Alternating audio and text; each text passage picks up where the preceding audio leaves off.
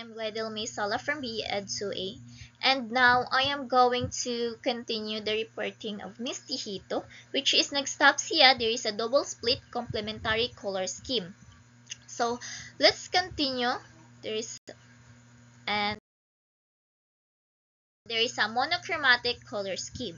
So, when we say monochromatic color scheme, it's all about using one color. So, which is the hue, with different variations like tints, shades, and tones. So tint means adding white to a color to make it lighter. And then when we say shade, adding a black color to a black to the color to make it darker. So when we say value, it refers to the lightness or to the lightness and darkness of a color. And when we say tone, adding gray to a color to make it less intense or muted. So monochromatic colors are all about playing with one color but changing its lightness, darkness, or intensity to create a balanced look. So magdepende so ang kanin siya is magdepende ra gid no ay like ang usa ka color is ada nimo og kanang white para mo light ba siya, and then parihaning ang blue is giada og white to make it sky blue. So magdepende ra pud jud na siya sa pagdugang og white or black or gray nga color. So next we have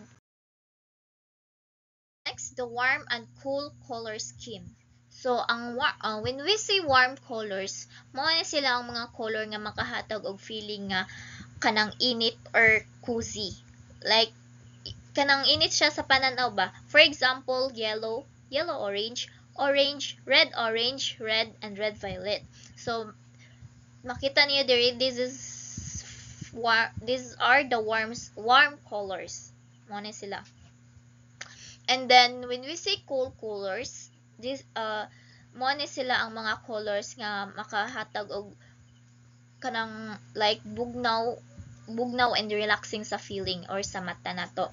So for example is yellow green, blue violet, and violet. So these are the cool colors dire.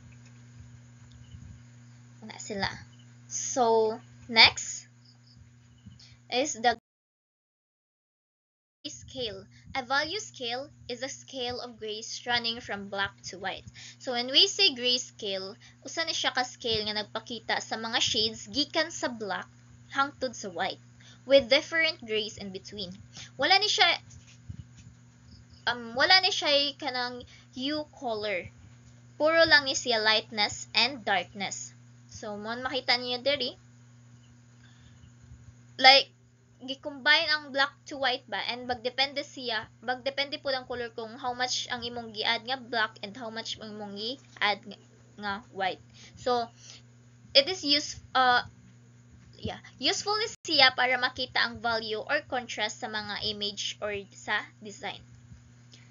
And next we have neutral colors. So neutral colors means those colors not found on the color wheel but mixed by other colors on the color wheel. So ang neutral colors is kanang mga color nga dili nimo makitaan sa color wheel, which are the white, brown, gray, and black.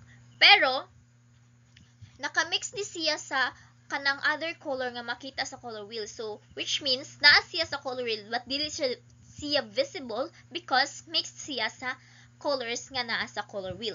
So ang kaning neutral colors is kasagaran gamiton ni sila as background para balance sa bright colors. Kay ang kaning neutral colors is dili sila overpowering bitaw. So like gihimo sila ang background sa mga para mabalance sa bright colors. So that's all of my reporting, and my other groupmate will going to tackle the next slide. Thank you.